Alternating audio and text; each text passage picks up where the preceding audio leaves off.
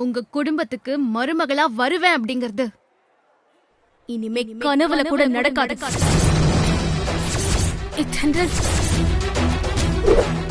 Good bye. Good bye.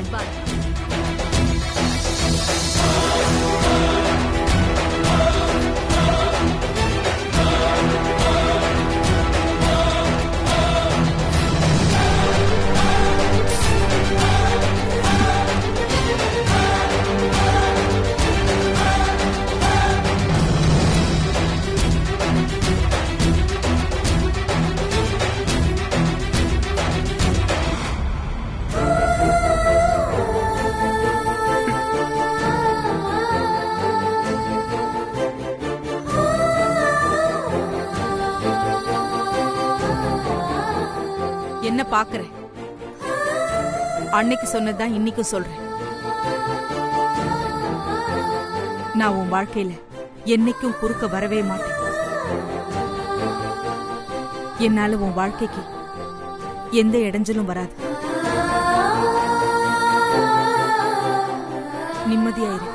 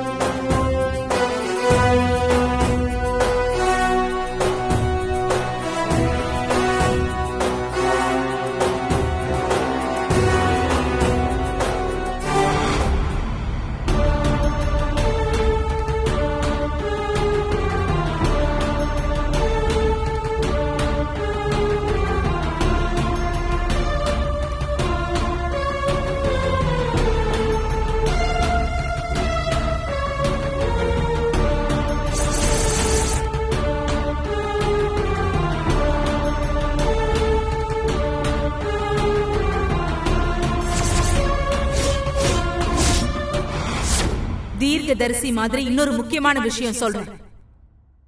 அத நல்லா உங்க மனசுல பதிய வச்சுக்கங்க. உங்ககிட்ட அளவுக்கு அதிகமான பணம் இருக்குங்கிற திமிர்ல தானே எங்களை மாதிரி ஏழை பொண்ணுங்களோட வாழ்க்கையில இஷ்டத்துக்கு விளையாடிட்டு இருக்கீங்க. உங்க விளையாட்டுக்கு நான் மொத்தமா முற்றுப்புள்ளி வச்சு இந்த கல்யாணத்தை நிறுத்தி தென்றல் வாழ்க்கையை நான் காப்பாத்தின அடுத்த நிமிஷம்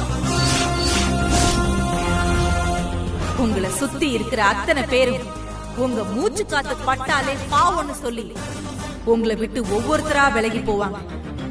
அந்த நேரத்துல நீங்க ஆறுதலா சாஞ்சி அழக்கூட ஆள் இல்லாம, ஆதங்கத்தோட கத்தி கோவப்படக்கூட யாரும் இல்லாம இவ்ளோ பெரிய மண்டபத்துல ஒத்த மனுஷியா தனியா நிப்பீங்க.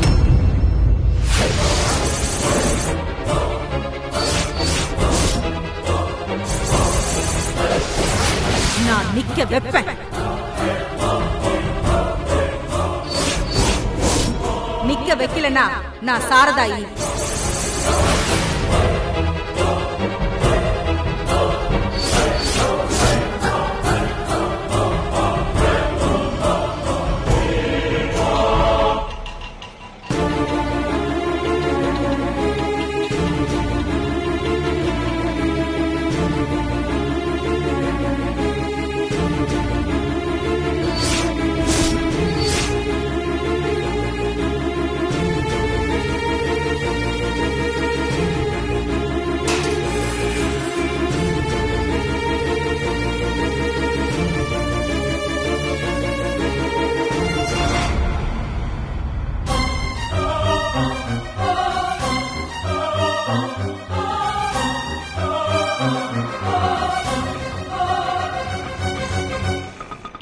என்னக்கா நீங்க மட்டும் வந்திருக்கீங்க? கல்யாணம் முடிஞ்சு பொண்ணு மாப்பிள்ளையோட இறங்குவீங்கன்னு பாத்துட்டு இருந்தா நீங்க மட்டும் தனியா வந்து இறங்குறீங்க. அதுவும் பொண்ணை மட்டும் கூட்டிட்டு வந்திருக்கீங்க. மாப்பிள்ளை எங்கக்கா? அதுவும் தென்றல் கழுத்துல மாலையும் காணோம், தாலியையும் காணோம். இப்படி வெறும் கழுத்தோட கூட்டிட்டு வந்திருக்கீங்க, என்னாச்சுக்கா?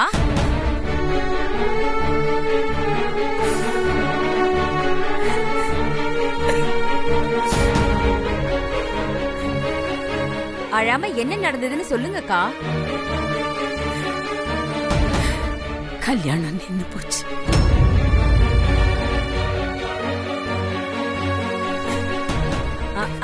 இந்த கல்யாணத்துக்கு தான் இத்தனை நாள் இந்த ஆர்ப்பாட்டம் பண்ணிட்டு இருந்தீங்களா? என் பொண்ணுக்கு கோடீஸ்வர இடத்துல சம்பந்தம் கிடைச்சிருக்கு. அவளுக்கு ராஜா மாதிரி மாப்பிள்ளை கிடைச்சிருக்காரு. அவ ராணி மாதிரி வாழ போறான்னு என்னென்னமோ பேசி இந்த 3 மாசமா நீங்களும் உன் குடும்பத்துல இருக்கிறவங்களும் என்ன ஆட்டம் போட்டீங்க. எல்லாம் இதுக்கு தானா? இத்தனை நாளா நீங்க என்ன ஆட்டம் ஆனீங்க? என்னமோ ஊர் உலகத்துல நடக்காத கல்யாணம் நடக்க போற மாதிரியும் போறப்ப வரப்பெல்லாம் கூப்பிட்டு எப்படி பெருமை பேத்திக்கிட்டீங்க. எல்லாம் அவ்வளவுதானா? இனிமே உன் பொண்ணுக்கு எப்படி கல்யாணம் நடக்கும்? எவன் கட்டிக்குவான்? இனிமே நீங்க எப்படிதான் வெக்கலாம நடமாட போறீங்களோ? இப்படி கல்யாணம் நடக்காம பாதியிலேயே திரும்பி வருவீங்கன்னு அது தெரியாம நான் ஒருத்தி ஆர்த்தி தட்டை தூக்கி வச்சுட்டு நின்னுட்டு இருக்கேன். இதெல்லாம் என்ன பொழப்போ?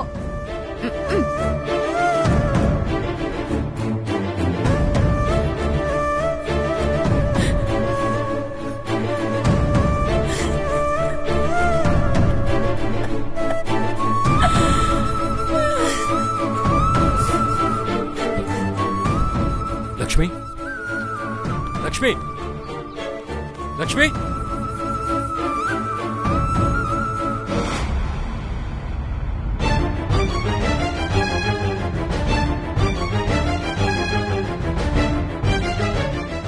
நீ இப்படி உட்கார்ந்திருக்க? உன்னை பெத்ததுக்கு நான் தான் இப்படி ஒரு பொண்ணை பெத்துட்டேனேன்னு இப்படி உட்கார்ந்து இருந்திருக்கணும். கிடைச்ச வாழ்க்கையை இப்படி அநியாயமா நாசமாக்கிட்டு வந்து உட்கார்ந்துருக்கிய. இப்படி என்னடி உனக்கு ரோசா? இந்த மனுஷன் அந்த ஆண்டாளம்மா கை நீட்டி அடிச்சப்ப நானும் பக்கத்துல தான் இருந்தேன்.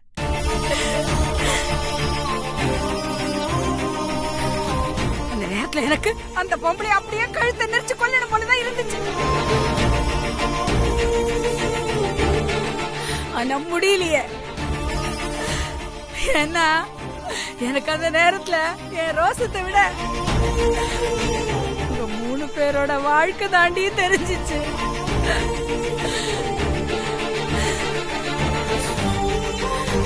ஒன்னத்துக்கு 3 பொம்பளை பிள்ளைங்களை பெத்து வச்சுட்டோமே, நமக்கெல்லாம் எதுக்கு ரோசான்னு நான் அமைதியா இருந்துட்டேன்.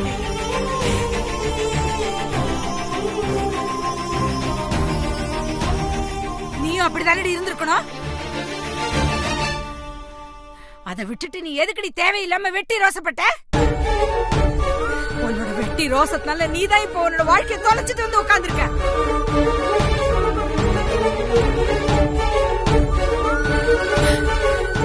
இந்த மனுஷன் உனக்கு அப்பா தான், ஆனா எனக்கு புருஷன். இவருதான் என் கூட கடைசி வரைக்கும் இருக்க போறோம். அப்படிப்பட்டவர அந்த மனுஷி கை நீட்டி அடிச்சத பார்த்ததுக்கு அப்புறமும் நான் கல்லு மாதிரி அமைதியா நின்னுக்கிட்டு இருந்தேன்னா அதுக்கு என்னடி அர்த்தம்? எனக்கு என்ன ரோசப்பட தெரியாதா, கோவப்பட தெரியாதா, இல்ல உன்ன மாதிரி கத்தி கூச்சல் பட தெரியாம இருந்தேனா? எல்லாம் எனக்கும் தெரியும்டி. நானும் உன்ன மாதிரி மனுஷிதான். உனக்கு கொதிச்ச ரத்தம் தான் எனக்கும் கொதிச்சுச்சு. ஆனா அது எல்லாத்தையும் எதுக்காக வெளிய காட்டிக்காம அப்படியே அமைதியா நின்னுக்கிட்டு இருந்தேன். இந்த கல்யாணம் நல்லபடியா நடக்கணும் தானே வாய் மூடிக்கிட்டு இருந்தேன். உனக்கு இந்த கல்யாணம் நல்லபடியா நடந்தா தானே அடுத்து அடுத்து நிக்கிற இவளுங்களுக்கும் கல்யாணம் நடக்கும்.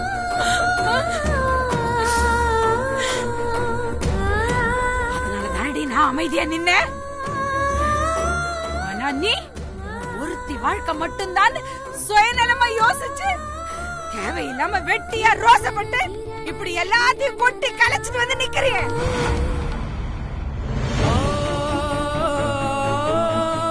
இந்த கல்யாணம் பாதியிலேயே நின்னு போன விஷயம் நம்ம சொந்தக்காரங்க எல்லாருக்கும் தெரிஞ்சு போச்சே. இனிமே நான் உங்க 3 பேரையும் எப்படி கரை சேர்க்க போறேனோ தெரியலையே. சொல்லிடி, எப்படி கரை சேர்க்க போறேன்னு தெரியலையே.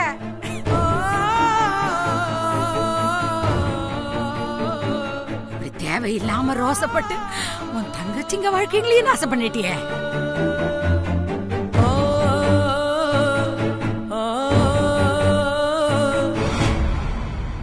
பேசி முடிச்சிட்டியாமா? எல்லாத்தையும் பேசி முடிச்சிட்டியா? இல்ல இன்னும் ஏதாவது பேச மிச்சம் இருக்கா? அப்படி இருந்தா அதையும் பேசி முடிச்சிரு. என்னடி குரல வசத்தி பேசுற? இத்தனை நடந்ததுக்கு அப்புறமும் நீ இன்னும் குரல வசத்தி தான் பேசுறேன்னா அப்போ நீ செஞ்சது எவ்வளவு பெரிய தப்புன்னு உனக்கு இன்னும் புரியல? என்ன பொறுத்த வரைக்கும் நான் செஞ்சது தப்பே இல்ல. உனக்கு அது தப்பா தெரிஞ்சா என்ன நீயே கழுத்து நெரிச்சு கொன்னுடு.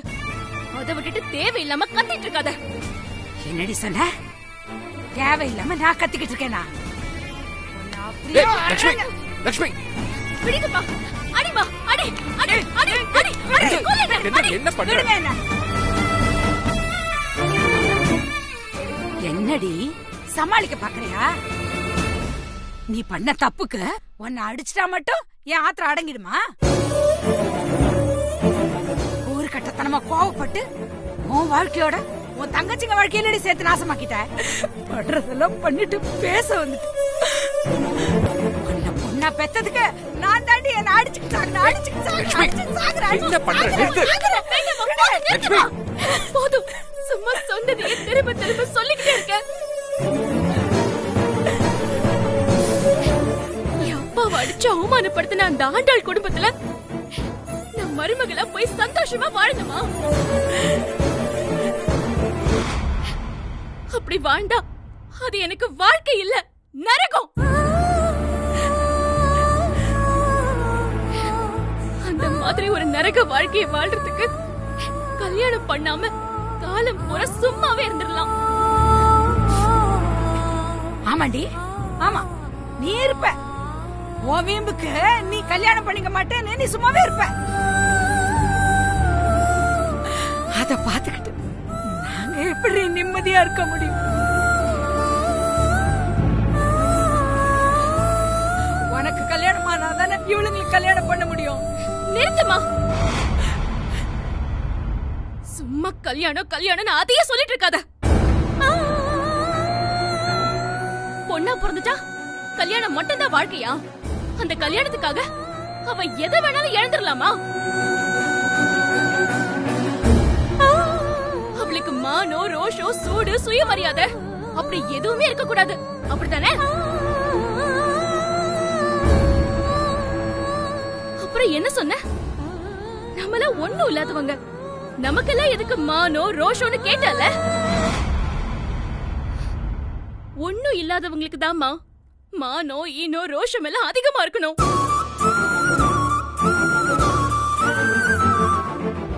இன்னொரு விஷயம், நாம ஒண்ணும் சுத்தமா ஒண்ணும் இல்லாதவங்க இல்ல. சாப்பாட்டுக்கு வழி இல்லாம வாழல. எல்லார் மாதிரியே நாமளும் 3 வேளை நிம்மதியா சாப்பிடுறோம், கௌரவமா நல்ல துணிமணியெல்லாம் உடுத்துறோம். இதெல்லாம் எதுக்காக?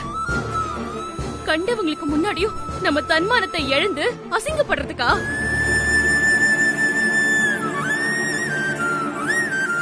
சரி, நான் தெரியாம தான் கேக்குறேன். இந்த கல்யாணம் நின்னு போச்சுன்னா எனக்கு என்ன, கல்யாணமே நடக்காதா? ஏன் நடக்காது? அப்பா சம்பாதிக்கிறாரு, பத்தாததுக்கு நான் என் படிப்புக்கு தகுந்த மாதிரி ஒரு கௌரவமான வேலையை பார்த்துட்டு சம்பாரிச்சுட்டு தானே இருக்கேன். என் தங்கச்சிங்களும் படிப்பு முடிப்பாங்க, நாளைக்கு அவங்களும் சம்பாதிக்க தான் போறாங்க. அப்புறம் என்னம்மா?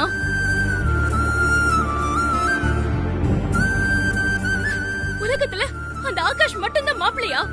எனக்கு வேற மாப்பிள்ளை கிடைக்கவே மாட்டாரா?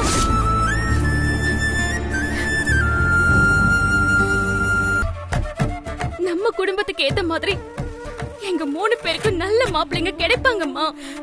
ஆமா, கிடைப்பாங்க. இப்ப நம்ம வீட்டுக்குள்ள வரதுக்கு முன்னாடியே நம்ம வீட்டு வாசல்ல இருக்கவங்க எல்லாம் எப்படி பேசுறாங்கன்னு பார்த்து இல்ல.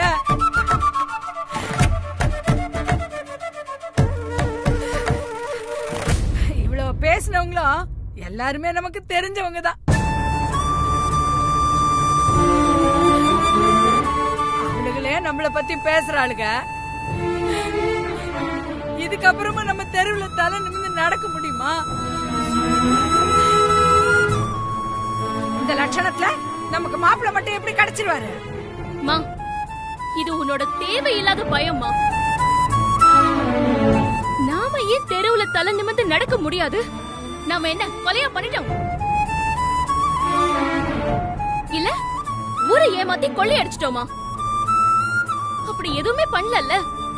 அப்புறம் என்னம்மா?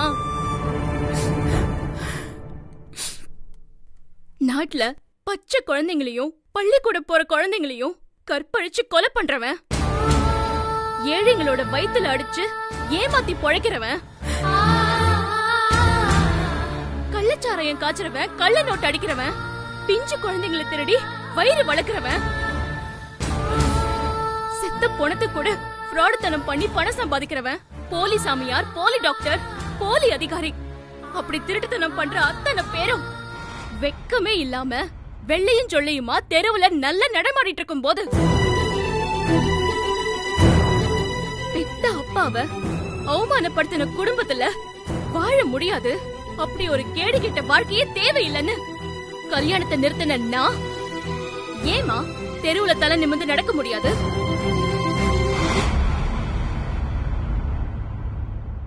இப்படி ஒருத்தைய பொண்ணா பெத்த நீங்க ஏன் தெருவுல தலை நிமிர்ந்து நடமாடக்கூடாது?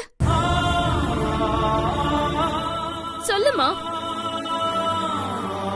ரொம்ப சரியா சொல்லணும்னா நம்மள மாதிரி மனுஷங்க மட்டும்தாமா தெருவுல ரொம்ப கம்பீரமா, கௌரவமா, திமிரா, கெத்தா தலை நிமிர்ந்து நடக்கணும். சும்மா நடமாட முடியாது, நிக்க முடியாது, தூங்க முடியாது, சாப்பிட முடியாது, மாப்பிள்ளை கிடைக்க மாட்டான், கல்யாணமே ஆகாது, வாழ்க்கையே போச்சு, அவமானப்பட்டுட்டோம், அசிங்கப்பட்டுட்டோம் அப்படின்னு சம்பந்தமே இல்லாம புலம்பிக்கிட்டே இருக்க. நிறுத்து.